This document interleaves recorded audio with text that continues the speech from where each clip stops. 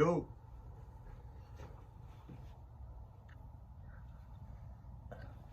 Ladies, welcome. Thank you to clicking on my video. And I'd like to welcome you to another episode. This week's episode of a Chanel and Dior.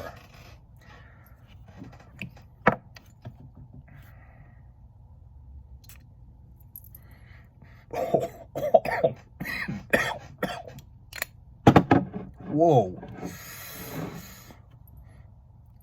No incense, my ass.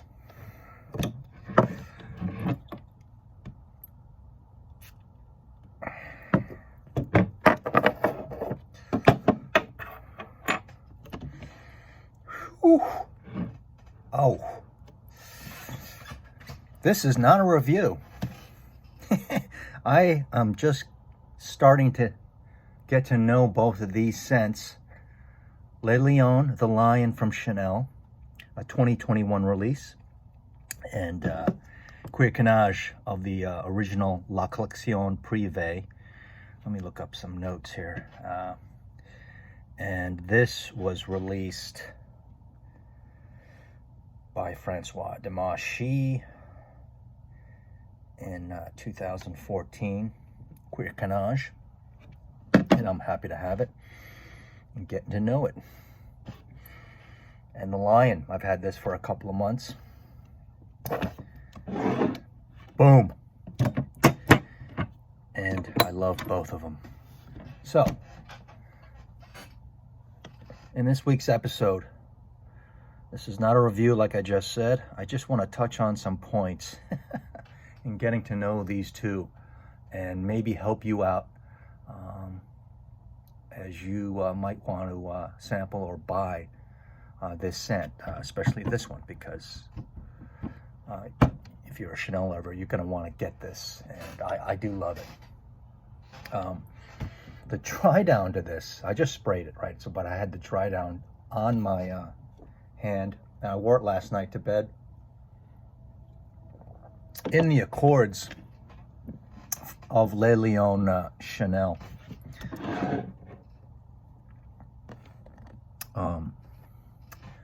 it says powdery. It doesn't say incense, okay? But you smell practically a temple burning down. But it says powdery, so yeah, more like gunpowdery in my opinion. All right, I'm making a little bit of light of the situation, but yeah, like gunpowdery. On the dry down, the gunpowderiness or the incense, the smokiness just comes out. It just stays with the fragrance. It's something else. It smells like a dry desert, first of all, like a lion going through there. And it's got citrus at the top, but it makes you gasp in the beginning of how incense smoky it is. And I do love powdery, right? If you hate powdery, you're not going to like a lot of Chanel's. So I love powdery, masculine-wise and feminine-wise. You know, Parmesan, Burberry, Brit, most all the Chanel's, and the Dior's, of course. So I get gunpowder. I get powder. Yeah, gunpowder. That's what I get with Le Lion. Hell, I want a big bottle of this when it comes out. But yours truly snagged one of these. He purloined some Lion early in the beginning, and I'm glad to have it. It lasts, but not as long as Dior's. It lasts a good 8-9 hours. I smelt it in the morning. It's not as potent as Dior Privés or Dior's period. Chanel's don't have the longevity Dior's do, and I bet that's true, right? Whether it's DHI, Sauvage, Fève Délicieuse, and Ombre Nuit, those last two, they just last for days, all right? I'm not talking about sillage and projection here. Coromandel and Chanel's, when you spray them, even a half spray, people turn around in the room and go, what's that? So they throw out, and then they have a battleship sillage. But in terms of longevity, Dior totally wins in my opinion. Now, getting to this Dior of this episode of Chanel and Dior, I chose Cuir Cannage because I'm getting to know this also. And I mentioned this in a previous video, and I mentioned when I got this in a couple of months ago. So one of the accords mentioned off of Fragrantica, all right, leather obviously, all right, is smoky, leather and smoky. So hell yeah, it's like from the opening, and then through the mid, it smells like something is on fire. It literally smells like something is on fire. I mean, flames, orange flames, all right, and smoke. Not something that's just put out, but something that's burning, and it's your leather saddle. It might as well be your saddle. So that's what's burning, is your leather saddle. Hopefully not on your horse, but it kind of smells like it's on your horse too.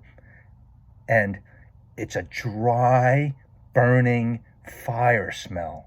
All right, when this finally, I don't want to go too long on this, when this finally, in the long dry down, in the deep dry down, it smooths out. It's beautiful. It becomes, I said the word buttery in my first video of this, and I'm not sure that's right with the opening, but in the far dry down, it smooths out, becomes buttery, all right? And you get the beautiful florals, which I love. Leather, a house on fire, and jasmine, beautiful jasmine, and ylang-ylang, yellow florals in this beautiful concoction from Dior. So smoky, yes, as in not really smoky, but fire-wise. Not by the fire, but your horse is on fire kind of thing. So that's what I wanted to point out with these two beautiful releases from my favorite houses in the world. For men, Dior's the best, in my opinion. And for Chanel, weaker for men. But for women, I think Chanel is the best in the world, in my opinion. So that's how I would place it.